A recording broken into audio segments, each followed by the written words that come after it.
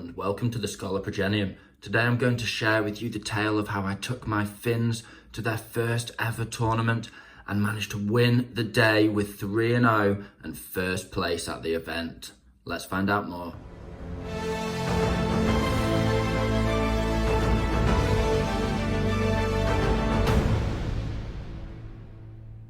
Now, first off, let me give you a little bit of context about myself and competitive wargaming. You see, we like to have fun on this channel, but we do hold ourselves to quite a competitive standard, just because me and my friends historically and even now, we've always gone to a lot of events.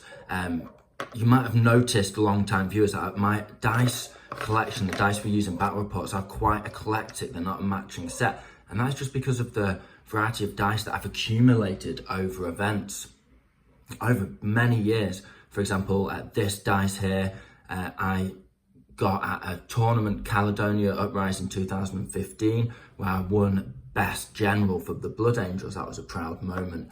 I've got a dice here, I think, from Storm the Beaches event in Liverpool in 2017. That was a bolt action tournament. So I've been doing this for quite a long time, but I'm not a wacky player by any means.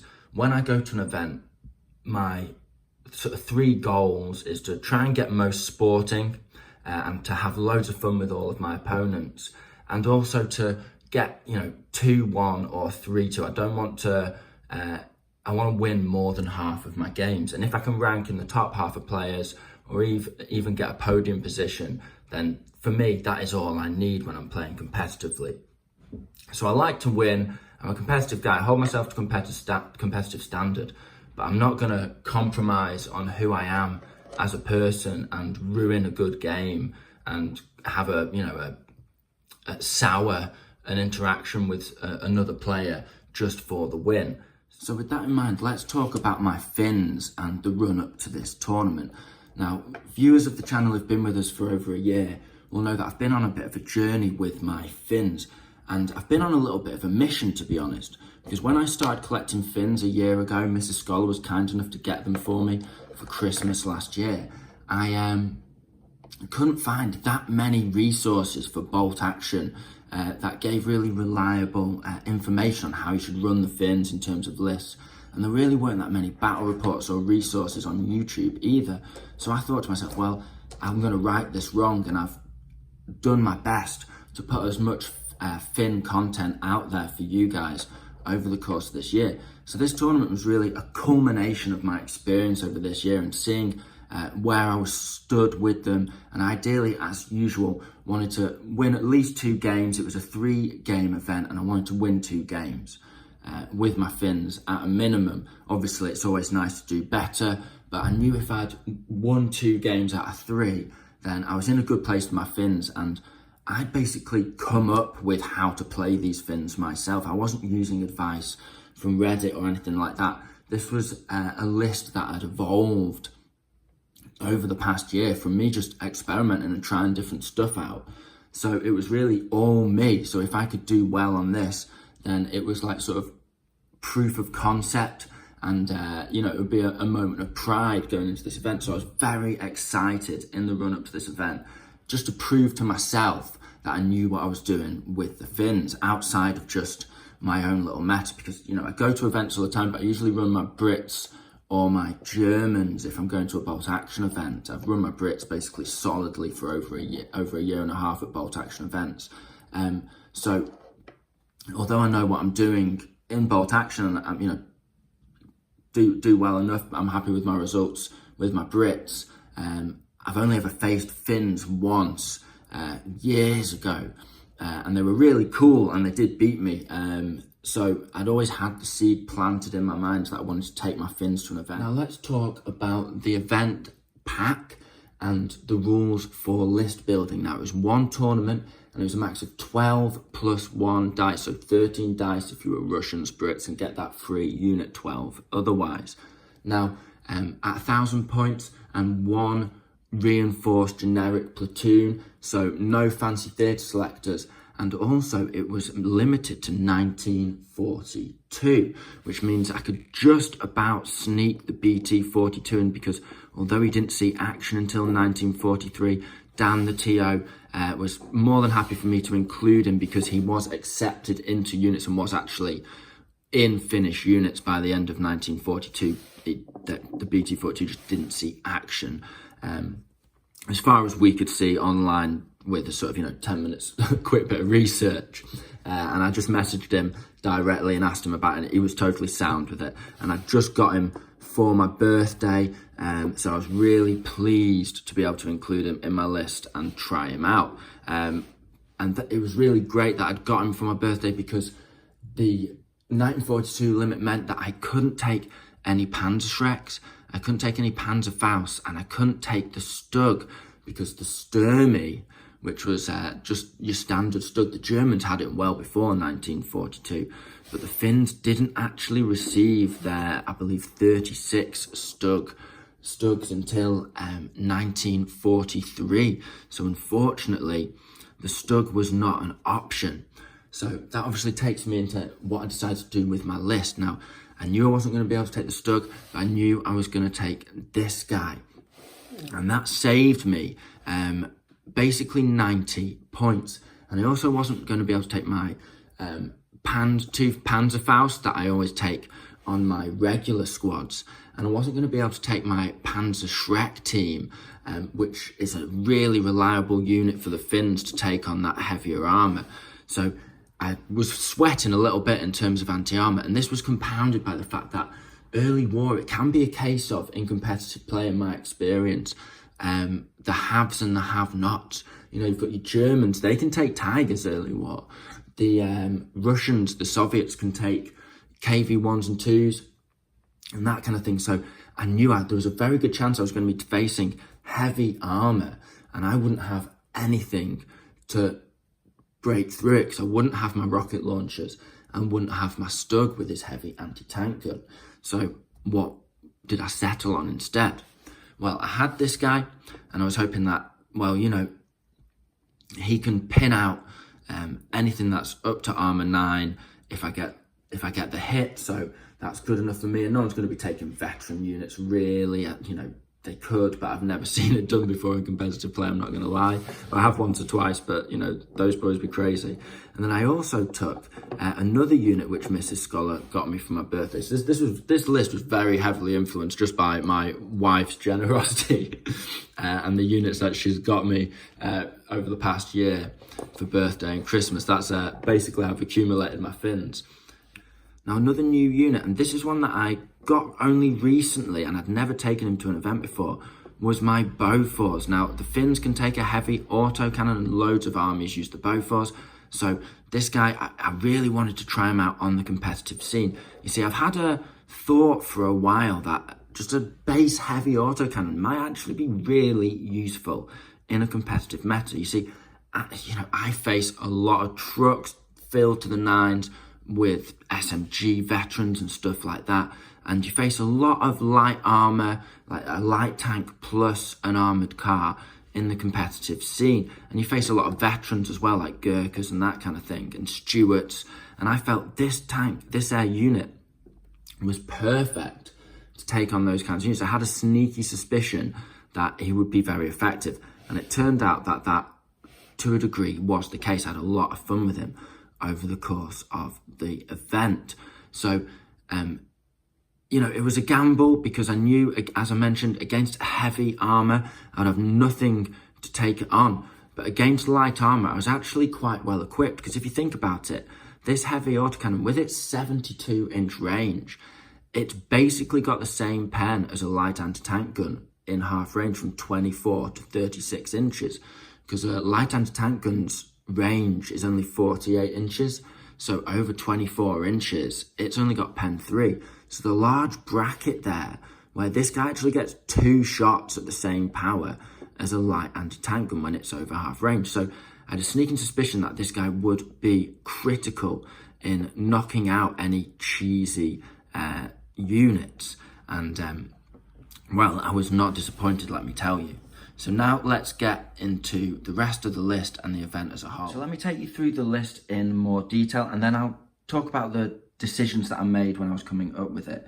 So first of all, I've got a second lieutenant on his own with a rifle, and then I've got 4 squads of 8 sissy riflemen. They're all veterans. I paid a point each for them to be tough fighter, and 2 of the squads have LMGs, and these guys, they're more expensive than standard veterans. They're actually 15 points a model all in, because they also have Master of the Hunt, which allows them to advance into ambush, which is going to be a critical part of my game plan. I also took some Carcapatios, a squad of 5 now. When I was thinking about collecting Finns, these guys have a bit of a bad reputation from the few scant bits of information I could find about running Finns online on Reddit and stuff like that, as being just overpriced and ineffective. However, I love these guys, and they were a critical part of my success throughout the tournament. It's 115 points for this 5-man squad with just SMGs, 120 points if you take them with SMGs and rifles.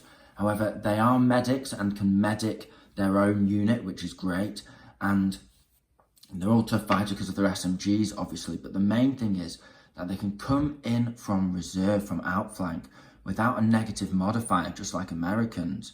But on top of that, they can come on from the opponent's table edge in games when you're allowed to outflank, which is absolutely incredible and really good at taking out an opponent's firebase and just really throwing a spanner in the works. And I used this to great success over the course of the event.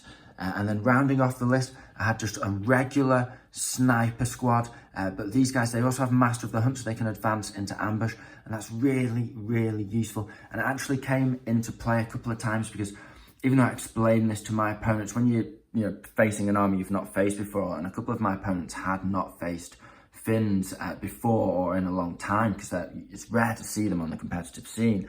They would try and mortar the sniper, obvious choice, and then I would just advance into ambush and reposition, resetting the clock, which caught them out and set their mortar on the back foot in a couple of my opponents, so in a couple of my games.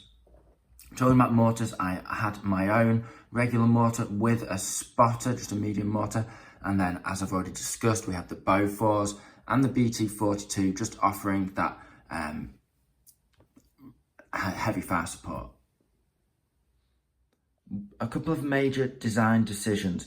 One, I considered taking a first lieutenant. I have lost more than one game from failing critical dice rolls with these sissy. So I really wanted them to be reliable, and I've gone for pure veterans, so I need them to actually be decisive in the game. But I decided against that and actually took a couple of LMGs, so I had some long-range pinning ability, because I felt that if I was just pure rifles all the way, quite short-range firepower apart from the heavy autocannon, then I would just get pinned up loads on the approach, and then my veterans would fail to act effectively. So I did take a couple of LMGs just to get in the pin game there, and I'm glad I did that, but I certainly want to try out a higher ranking officer with this veteran list, because it would just make them absolutely so reliable, because you always end up failing an order check here or there, especially when you've got fewer units than your opponent, and they can put out quite a few pins on your army. And so I was thinking about a flamethrower, but in the end I decided to commit to this heavy veteran list. So ultimately I decided to lean into the heavy veteran list, because I had an idea in mind going into this tournament that I would either face lots of light vehicles, or someone would go crazy and bring like a Tiger or a KV and bring a heavy vehicle. And with that in mind, I thought, well, if they go for a lot of light vehicles and trucks, I can use my heavy autocannon, I can use my BT-42, and that is a firefight that I can keep up in, at least tread water on. However, if they go for a heavy tank and commit a lot of points to that, knowing that there's not much other people will be able to do to stop them, then I would just outcompete them on the infantry game and have such a massive advantage in the infantry combat that I could combine that with the ability to advance into ambush, and I would really play into going into ambush, because of course, if you go into ambush, you can switch that unit to down, and that would give me the ability I knew that they'd, hold off, want to wait for one of my units to activate so they could sling a heavy shell at it and blow it up. However, if I advance into ambush, that means any unit they target, I can just go down with that unit while still having advance and maintained maneuverability and board control. So I figured, either way, I would have an advantage against any list that I faced. So with all that being said, let's get in to the story of the tournament and game one. Before we go any further, I just want to say a big thank you to everyone who attended the event. Dan, the tournament organizer, did a fantastic job. The tables looked absolutely fantastic and the atmosphere was brilliant. Everyone there was really friendly, having a great laugh, sharing in each other's ups and downs, sharing tales of battles in between the matchups and the break times. And it was just a really, really cool time. I had an absolutely fantastic day. So thank you to everyone who I met there. It was just a pleasure to have a day of gaming with all of you. So now, after all that being said, we can get into the games themselves. And match one was against a lad called Joseph.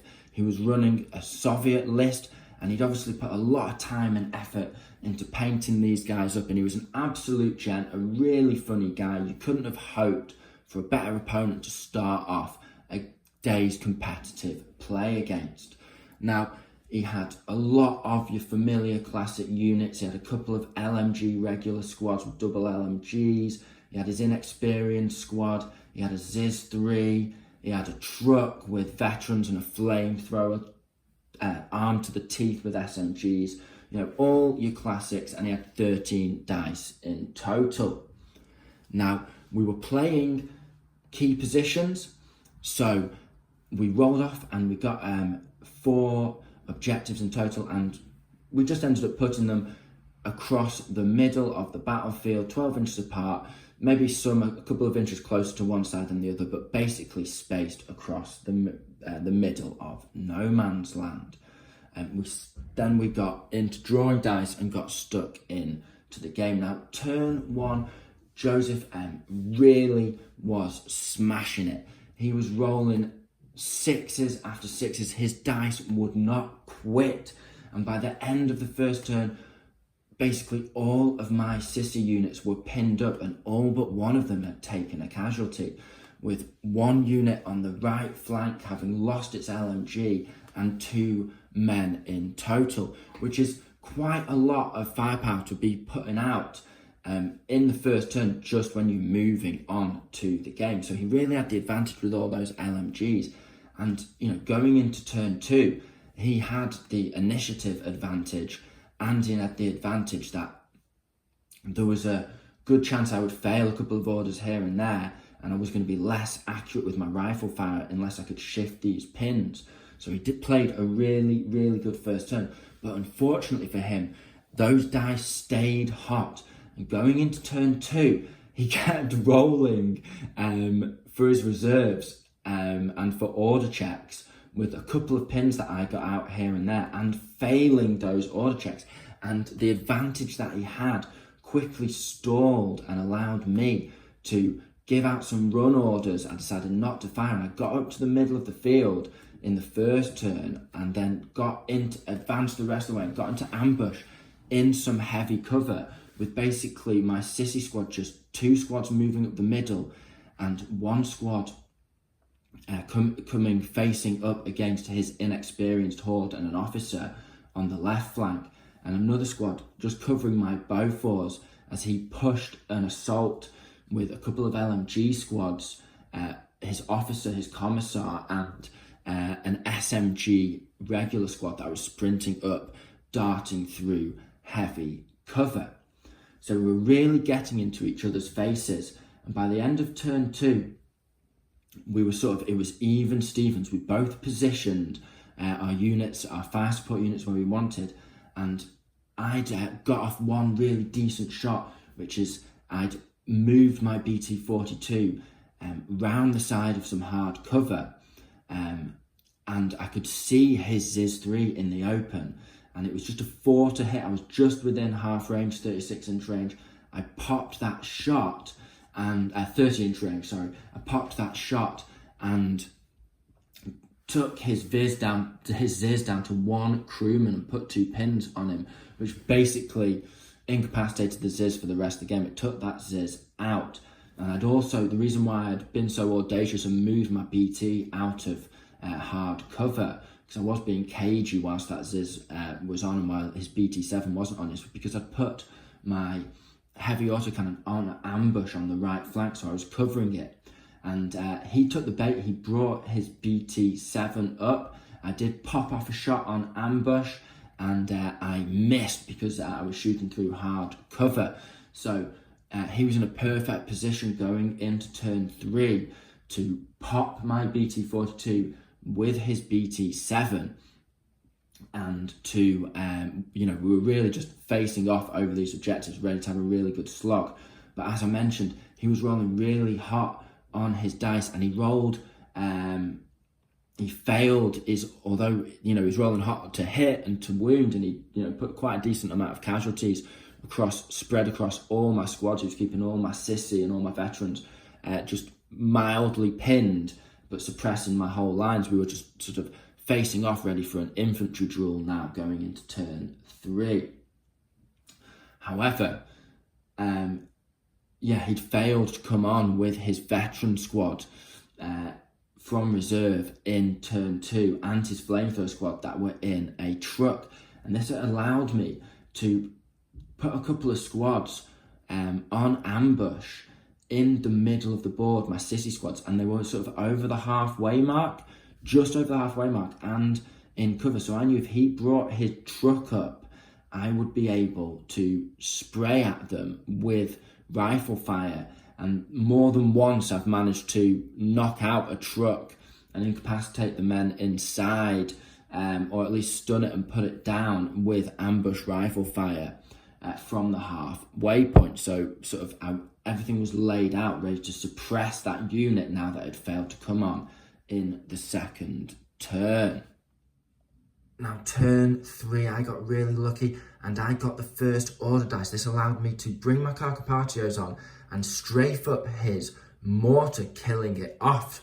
This also put him in a really tricky position on this flank because he had an officer and an inexperienced squad now sandwiched between my Carcapatios in heavy cover and a rapidly encroaching squad of sissies who were advancing up through light cover to attack his inexperienced squad, who was holding the central objective on that flank.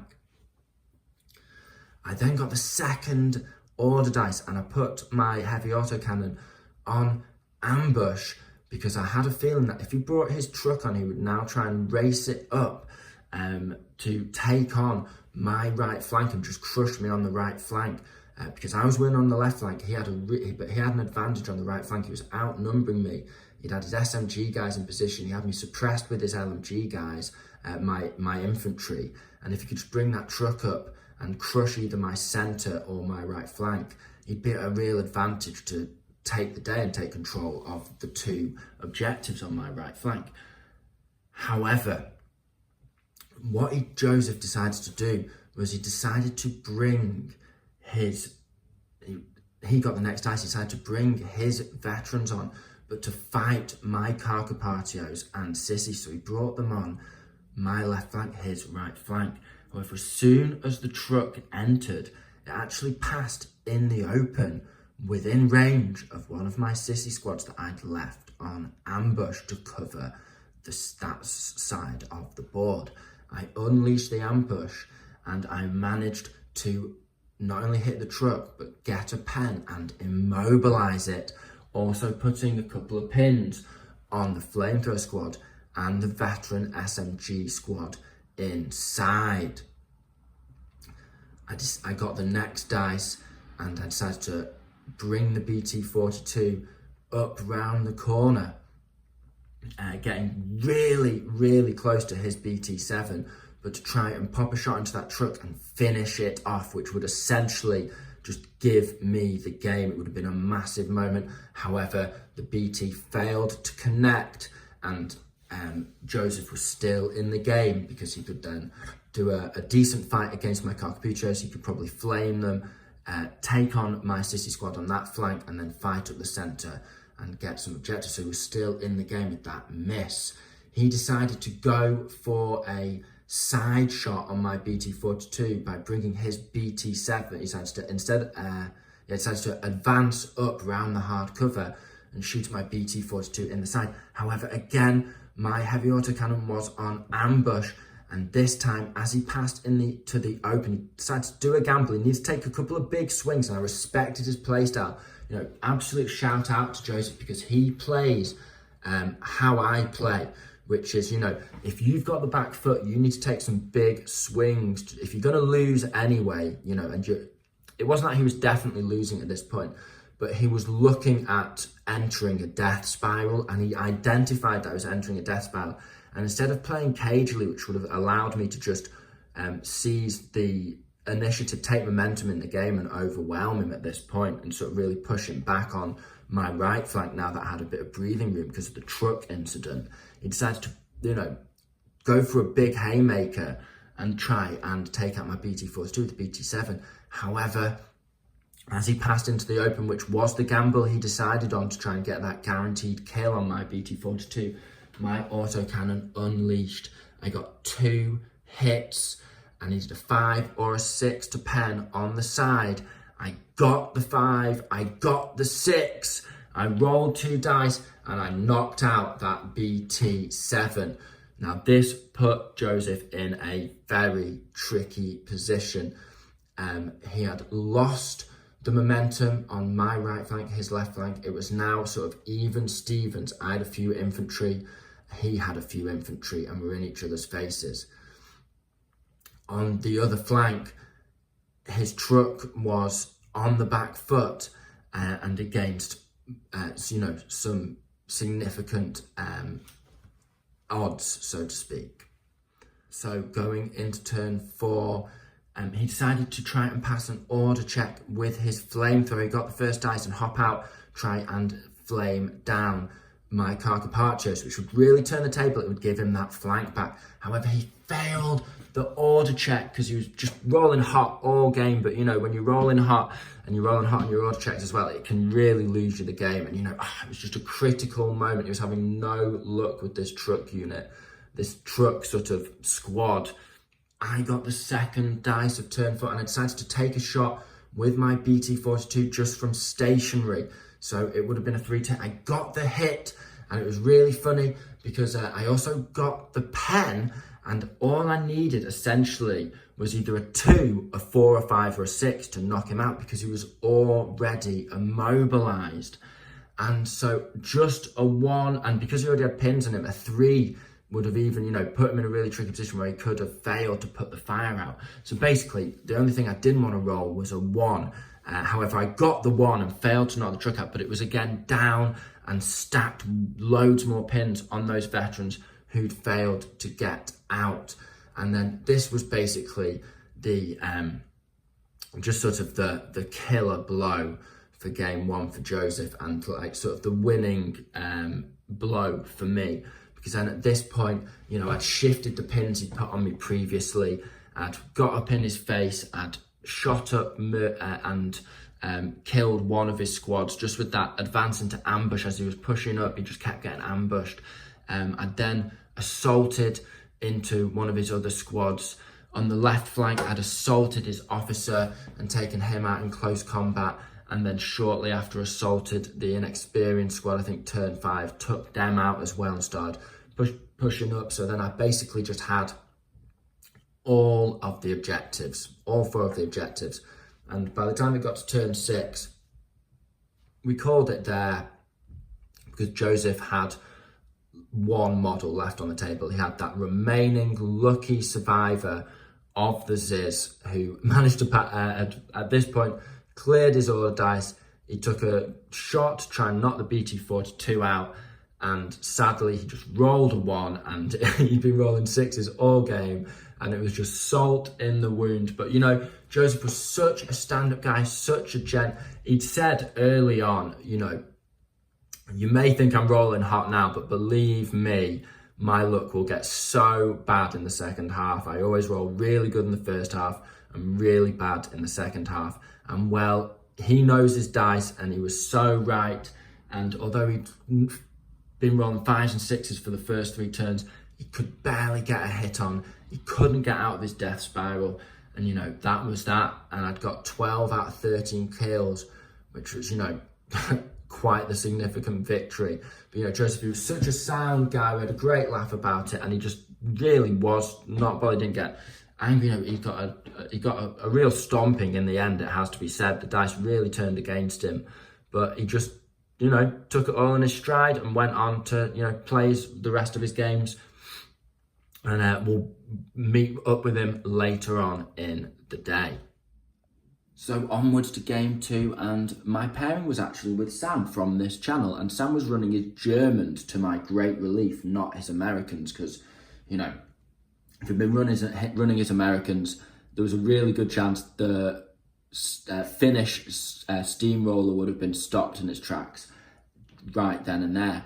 Now, Sam had actually lost his first game, but Dan had decided to do pre-paired matchups instead of ranked matchups, just because someone had dropped out last minute and he was going to fill their place. And so instead of people having a bye and like one person missing out on a match and essentially 3 players only getting 2 games, he decided to take the decision to just pre-do the matchups and fill in that spare slot himself, so everyone got their 3 games. And, you know, personally, I agree with that decision. If that makes it easier to run the tournament, to TO, and to make sure everyone gets their fair share of games, then, you know, well in, I agree with that decision. Dan, so good call. So I was playing against Sam, and he'd lost, and I'd already beaten Sam in a practice game with my list versus his list. However, Sam had also worked out, you know, what had gone wrong the previous time, and he'd also just had another game where he'd learned some harsh lessons. So he was chomping at the bit to kick my butt in this game. Now, we had a really funny moment because we actually, for some reason, even though we knew we were playing double envelopment, we played this game so many times, we only sort of half read the setup in the rule book, and then we just got to it because we know each other, familiar with each other, we're kind of being a bit more casual about the whole, you know, we weren't taking the tournament-esque, you know, doing everything by the book as seriously. We both wanted to beat each other because one of us was going on, you know, I was potentially looking at 2 wins and going on to, you know, victory. I was feeling really, really good after the first game, obviously having almost tabled someone. Not feeling good about having tabled someone, but, you know, I was feeling really confident in my list at this point. And Sam, obviously, as I said, you know, was chomping at the bit to actually get a win out of this new list that he was running. But yeah, we started like bringing stuff on first wave and reserve. And like the guy next to us on the table who was running a really cool Blitzkrieg German list, I think it's called Phil, I can't remember his name. I know him, I can't remember his name. It's just on the tip of my tongue right now. He actually won the coolest army. I forgot to get a photo of the armies on parade because basically I was eating my lunch and then chatting to the boys, and you know, the atmosphere took me in so much this tournament I actually didn't get as many photos as I would have liked of everyone's cool armies, but you have to take my word for it that he had a cool army and he won army on parade. But this guy laughed, he looked over, it was just like, how are you guys fighting already? Like, blooming heck, you're going quick. And we were like, yeah, we know each other, so we just smashed through the start of the game. And he was like, you deployed already? And we were like, isn't it first wave? He was like, no man, you deploy in this one. And me and Sam looked at each other, so we were like, shook our heads, like, right, dice back in the bag. And like Sam had already got like a hit on me with, I think, his mortar or something like that, and I'd actually ambushed with my sniper in like the first, I can't remember exactly, but it was just a funny moment. So we were only 5 minutes into the game, we had to reset then and there. So after that amateurish moment, we got our game faces on and we took the match a lot more seriously. Now, I essentially decided to swarm up the right flank with the majority of my veterans, using the LMGs to cover the rifle squads and to just try and suppress his Flak 88 as rapidly as I could. He, on the other hand, decided to basically stay back with a lot of his infantry and just shoot me up in a gun line, hoping to dash into my deployment zone at the end of the game. So Sam wasn't really timing it to get units off my board edge in double envelopment, that is worth 3 points. But his army plays as a gun line. He has a load of regular infantry with LMGs and a load of fire support units. So he brings all the Dakar, so he wasn't really looking to get too close to my Finns, and he knows my Finns well. He knows they're all tough fighters. And Sam's a really good, competitive player. He plays every mission really well. He's really good at that kind of game analysis and mission analysis, and he's really tactical, good at thinking on his feet. So he made the right call that, actually the way I'm going to win this is by getting into the deployment zone, which is still worth 2 points after destroying my attack. And he was doing really, really well at this. And, over the first 2 or 3 turns, my Finns were just getting shot to pieces. And we went blow for blow and, dice for dice. And yeah, I was essentially, by turn 4, I think I'd lost 5 dice from the Finns. A couple of my veteran squads had been wiped out. A couple of my sissy squads had been wiped out, and I was in real trouble. However, because he was kind of using one of the central buildings to hide most of his infantry, like 3 of his infantry squads behind, it meant my BT-42, and because of these central buildings, there was a lot of soft cover around all the edges, and then these 3 hard cover buildings in the middle, I decided to race my BT-42 up the centre and then round the flank and pop a shot into his tank and stall it out. I only stunned it, but I put it down on 2 pins for, or I think even 3 pins for the next turn. And this was turn 5. So first few turns, I'm just running into this gun line. I'm getting slaughtered. I'm trying to charge him. I'm trying to use my advantage of the fact that I outnumbered Sam and had veterans, so I had more boots on the ground, literally more infantry models, and all of my infantry were veterans and all his were regulars. So I was really trying to push this advantage, but it just wasn't working. Sam was shooting me to pieces. However, in the turn 5, I managed to swing it round. He had actually got a unit quite close to my board edge, but I managed to dart through a hail of fire and get a charge off of one of my sissy squads and wipe that unit out, and then start sprinting it towards his board edge. He'd just done that on one little flank, not just with one squad. That was on my left flank, his right flank, and we'd had a couple of units, 1 each on this flank. And again, because you can't bring on reserves from outflank, my Carcopatios were basically, I had a 5-man Carcopatio squad facing off against this squad, and he was winning the firefight there because I had SMGs and he had an LMG. But yeah, coming into turn 5, I managed to stun his tank, and I got danger close. I managed to pull off a couple of counter charges and get some dice back myself. So we were now on 5 kills each and right in each other's faces. Then turn 6 came, I got the first dice, and I just made a decision to just run the BT-42 off the backboard and claim 3 points, and this put me on a 3-point lead. And then we duelled it out. Sam tried to get his armoured car off my flank, but he failed to get it into my deployment zone, meaning that he didn't get the points for that. And then I managed to sprint a sissy squad that had been moving up the left flank and just make it into combat with one of his squads. I'm not sure if I made it into combat, but either way, I managed to get it into his deployment zone. And so in the end, we'd gone 5 for 5. It'd been a really gritty assault for the Finns, and Sam had essentially, won the firefight. He'd pulled off his tactic, but he just hadn't managed to then get the infantry into my deployment zone, and I'd managed to get 1 unit off his board edge and 1 unit into his deployment zone. So I'd finished that game with a win, with 10 points, 5 kills, and +3 +2, and Sam ended the game with just 5 points for 5 kills. And so going into round 3, we were on, although that was a tough nail biter and we almost threw it away, we managed to pull it off in the end, and we were looking at going 3 for 3. And now I was daring to believe I was hoping perhaps maybe I could go 3-0 on this tournament.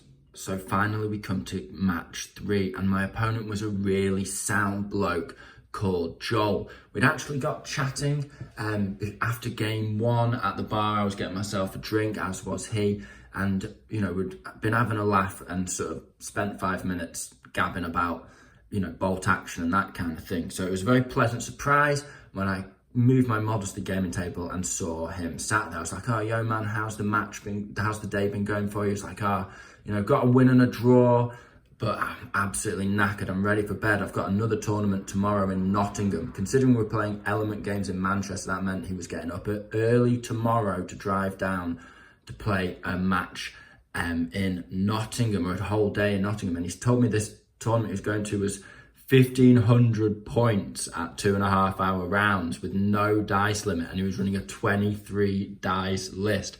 I was like, phew. He was like, I know we're not going to get past turn 4 most games, I think, but it should be fun to see what it's like. So we'd got off to a really nice start. We're having a good laugh, and basically I could just tell from the banter that we were going to have a really, really fun game, that we were going to get on like a house on fire, and that we were almost certainly evenly matched. I could tell he knew what he was doing, and I'm not trying to big myself up or say I'm this amazing player, but I do get a lot of matches in. I do enjoy my bolt action, and obviously my confidence was up at this stage, but I thought this guy, he could definitely win this match. He looks like he knows what he's doing with these Russians. Now, to talk about his list in a bit more detail, it was very similar to a lot of the other Russian lists there. Really heavy on the infantry, but he had a truck with veterans in it, but his veterans were the armoured veterans, where the most they can move is 6 inches, the engineer squad, but they have body armour, which means apart from against HE, they're 6s to kill, 6s to wound, which is crazy. Although if they try to run and charge, they can only go 6 inches. So they advance 6 inches and they run 6 inches. And he had them in a truck. So, I knew he was going to be coming at me with that squad. He also had, your classic Ziz 3. He had a couple of LMG squads. And he also had interestingly, I've not faced this previously. I don't think anyone else at the tournament had it, but he just had a 10-man regular rifle squad.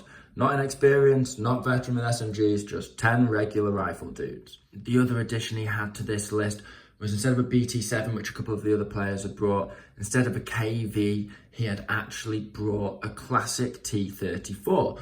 So it was a well-rounded list. He's got his Ziz, he's got his T34, he's got his LMGs, he's got his murder veteran SMGs. As far as a Soviet player goes, he's ready to rock and roll.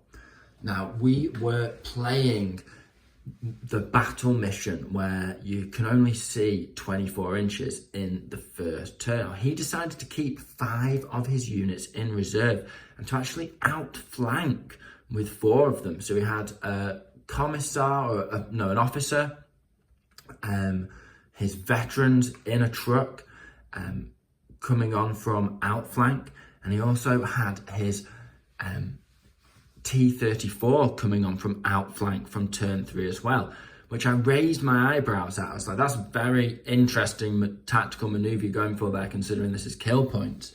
And he said, well, yeah, it keeps them alive, lets me get them in your face.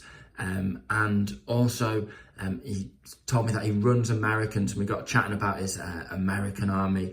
I was like, oh, is that Battle of the Bulge themed? He was like, yeah, I outflanked them, it's all like winter stuff. I was like, oh, that's cool. I was like, I guess you've got airborne units in there. He's like, yeah. And obviously we're just having a really good laugh. So like, okay, let's roll off for who gets first, who gets table edge or whatever. We rolled off the dice. It might have been to play spotters. I got a 5, he got a 5. Okay, interesting. Roll again. I got a 3, he got a 3. Okay, very interesting.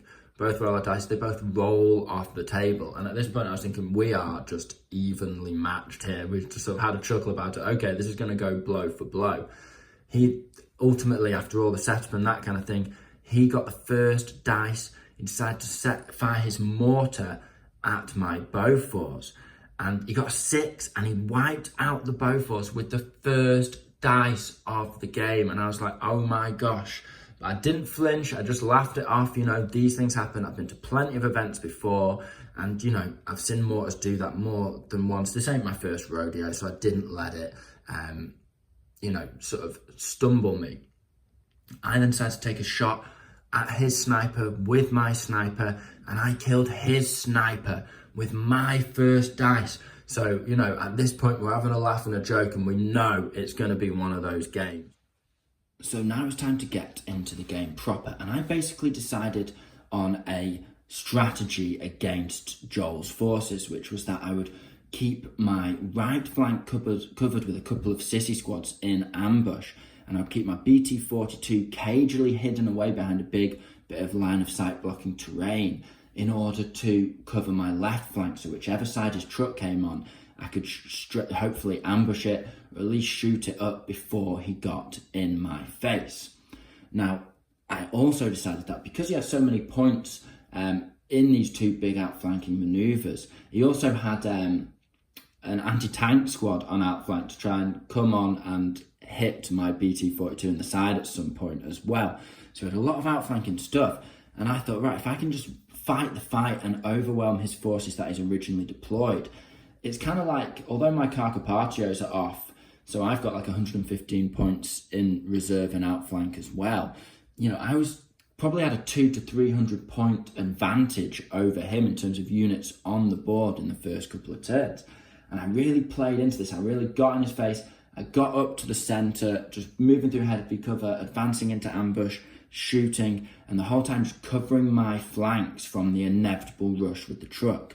Now, turn 3 came, and I got my Carcopatios on basically doing the same as I'd done in my first game, and I came on and strafed up his Ziz crew, killing them off. I had also had my sniper putting pressure on his sort of fire support base that I'd set up on his right flank. So my Carcopatios just spent the rest of the game chewing through and eating up, charging and strafing up squads from his back flank, and it really was a thorn in his side for the rest of the game. And they actually picked up 3 dice over the course of the game and didn't get wiped out themselves. So they were a really clutch unit, which scored me a lot of points. On the other hand, his truck squad failed to come on turn 3, although he did get his anti-tank squad to come on and shoot my sniper and his tank on to shoot my sniper. Now, when he brought his tank on my left flank centrally to strafe my sniper up in turn 3, I just went down with the sniper, and that wasted the tank's first activation. He decided to bring his anti-tank squad on. He passed his order check, he shot my sniper point blank range, but failed to get the kill. He failed to even hit him because I was already down, even though he was point blank. I just got lucky, point blank, small target. So I got really lucky. My sniper absorbed, even though he was only regular, somehow, through a little bit of lady luck, my sniper managed to absorb his outflank manoeuvre on the left flank, and his veterans had failed to materialise.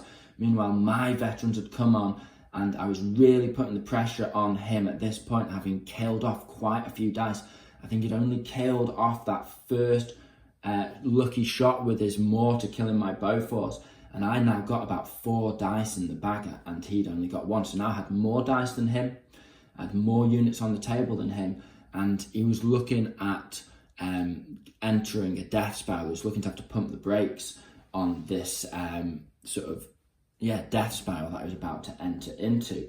So it's just the luck just wasn't playing out. A couple of critical rolls, and that sort of arguably controversial outflanking, really playing into the heavy outflanking, allowed me to bully his forces that he had on the table.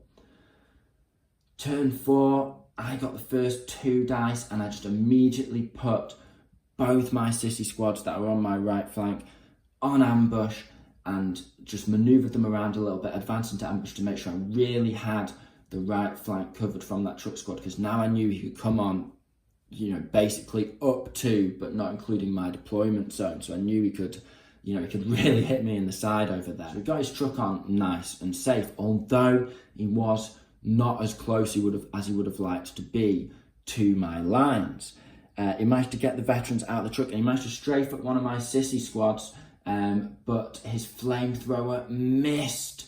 And after all that, he needed I think a 4 to hit, because he was in point blank but over half range, and he'd moved, and unfortunately just missed with that flamethrower. He got like a 2 or even a 1, you know, just salt in the wound kind of roll. And so there was this big build up to this flamethrower squad. It finally got into range, and then it just flubbed it. And I spent the last couple of turns just advancing into ambush. I dashed away from him with that squad, and then just basically stayed out of flamethrower range. And he just had to like try and advance up to me with his flamethrower. And even though he had these tough units, he just couldn't quite catch me with the flamethrower, and he got shot up for his trouble. In the centre, I dominated with my veterans and really cut up his units. And then to add insult to injury, he failed to get his regular rifle squad on to shoot my Carcapacios up before they got into cover, because I'd had to bring them on in quite an exposed position in turn 3, but they survived turn 3. They charged into cover turn 4 before he could get his guard squad on. And then his guard squad failed every order check. Turn 3, turn 4, turn 5 and turn 6, it failed the order check to come on and deal with those Carcapacios, and he just didn't get the reinforcements that he needed, which allowed me to just crush his, you know, main infantry in the centre of the board. And then on the left hand side, turn 4, you know, cool moment, he managed to get his dog squad on. He had some bomb dogs, I forgot to mention those, and he got 2 hits with those bomb dogs onto my BT-42 and lit up my BT-42. So my BT-42, my Bofors, contributed basically nothing to this game, but it was just done by the veteran infantry. My sissy dominated the centre of the field. They, you know, ambushed his units when they came on. They outmaneuvered his units. They had the shooting advantage because I could just go into ambush, even though we were in hard cover. A lot of the time I was hitting him on 5s and he was hitting me on 6s with his shots, so that was just an advantage to me. You know, his reserves didn't come in, as we mentioned, and then my Carcapacios, with him not getting his reserves on to try to, you know, to counter the Carcapacios, they just chewed through his left flank and actually managed to get a really lucky kill against his inexperienced officer that had been hidden supporting his rifleman in the centre for the whole of the game. And it got to turn 6. The game ended, and I'd killed, I think 9 or 10 of his units. I think it was 9 out of 13, and he'd killed 3, maybe 4 of mine. I think it was 4 in the end. So again, it was quite the decisive victory for the Finns. And overall, I got 27 kills over the course of the game. So over the course of the tournament. And I think I only lost around 10 units myself over the course of 3 matches. So I had a really good KD ratio. So I was sort of over the moon with the performance, and I did not care as we were packing up armies, you know, packing up the tables, having a little chat. You know, I caught up with Joseph. It turned out that he'd had this absolute nail-biter of a second game against a lad called David, who'd also gone 3-0 like me. But they'd gone for they'd had a crazy second game. Joseph had actually then played against another 3-0 player for his third game and lost that as well. So those pre-matchups, you know, they kind of played to my advantage a little bit, because, you know, although I played a really good player in my third turn, I could have played someone who'd had all losses up to that point, even though I had 2 wins. So, you know, I understand why Dan did that, and he did it so everyone could get their fair share of games and he could manage the TOing a bit more efficiently because of someone dropping out last minute, you know, not his fault at all. And but, you know, it did mean that Joseph, he basically played 3 really hard games against 3 people that all went 3-0 ultimately. So, you know, he just got the worst matchup. So, you know, absolute shout out to Joseph, because at the end of the game he was still in high spirits, he was still having a laugh. You know, I joked to him, I was like, man, you're in trouble with the commissars now. And he was like, it doesn't matter, man. All the commissars are dead. I'm just going to walk off into the sunset. It It's making me chuckle even now. He was just such a funny guy. So, you know, shout out to him once again. So with that, it came to the awards. First thing they did, most sporting, and of course I always go to a tournament wanting most sporting. I always try and enjoy my games at any tournament, and it turned out to be a three-way tie between myself and Sam and another guy who I'd not actually met before. We did a roll-off, you know, easiest way to decide it, and the guy, not me or Sam, won that, and he got his, I think it was £10 voucher from Element Games for most sporting. But, you know, I was very pleased with that, because not only had I won 3 games, which I was over the moon with, I'd beaten my aim of going 2-1 at a minimum. Not only had I absolutely beasted the KD ratio, so to speak, and my army had just like really performed very, very efficiently, but also I'd been in the lineup for most sporting. So I clearly, despite having, you know, had some really solid resounding victories, I hadn't been I hadn't left anyone with a bad taste in their mouth, and obviously everyone just had a good day regardless, which is, as I've said before, the most sort of important thing for me going into a tournament. So for me, I'd won already. The win was in the bag. Dan came to announcing the end result, and he said, oh, you know, Dave came 4th, even though he'd gone 3-0, so shout out to him, well done. JP had come 3rd, I'd come 2nd, and a guy who'd also gone 3-0, but he'd left early, just like finished his last match, packed up and left, which fair enough. Can't always stay. It was, you know, sometimes people got to get home to the family, that kind of thing. Had won with 56 kills. And everyone in the tournament kind of looked at each other. And, you know, JP and Sam looked at me and I looked at them. And we also chuckled. It'd been a long day. We're all knackered.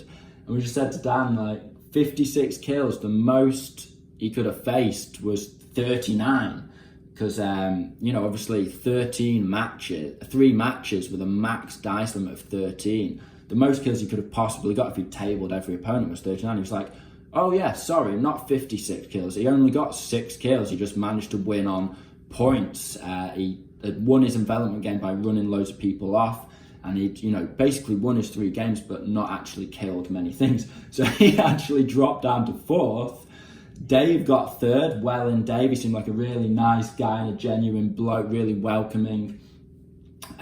He knew more people at the event than I did, and he'd sort of, you know, been chatting to me as if I was just one of the crew, so to speak. So he was a really nice guy. So Dave got 3rd, JP got 2nd, and that meant I moved into 1st place. So I could not believe it. Almost lost out to administrative error, but, you know, totally nothing against Dan. It's one of those, he'd had to run a tournament, he'd had to manage all the points, he'd had to do all the input, he'd had to answer questions and you know, answer rules questions the whole way through. So that little typo, I'm not going to hold it against him, and how could I? Because I was just over the moon. I had far exceeded any of my expectations, and guys, it's one of my proudest bolt action moments to take my fins. It's been a big build up, a big journey with the fins. I've, you know, come up with the play style that I run them with myself, and this was just the cherry on the cake. So with that being said, that is the tale of my first ever tournament with the fins. It's my first ever after action report, but, you know, I'm already booked up for the Warlord GT in August 2024, and me and Sam have decided, and JP, that we're going to be going to every event we can get our hands on. Normally go to 3 or 4 events in bolt action a year, a couple of AOS events, a couple of 40k events, but we're really going to smash out the bolt action events this year. So if you want to see more after action reports, let us know. If you want to hear about JP and Sam's journey as well, then let me know in the comment section below. And also remember to like and subscribe if you haven't already. We've got loads of videos out there, loads to catch up on if you're new to the channel. I hope you found this video interesting. I hope you found it entertaining. This has been the Scholar Progenium. Thank you very much for your time. Goodbye.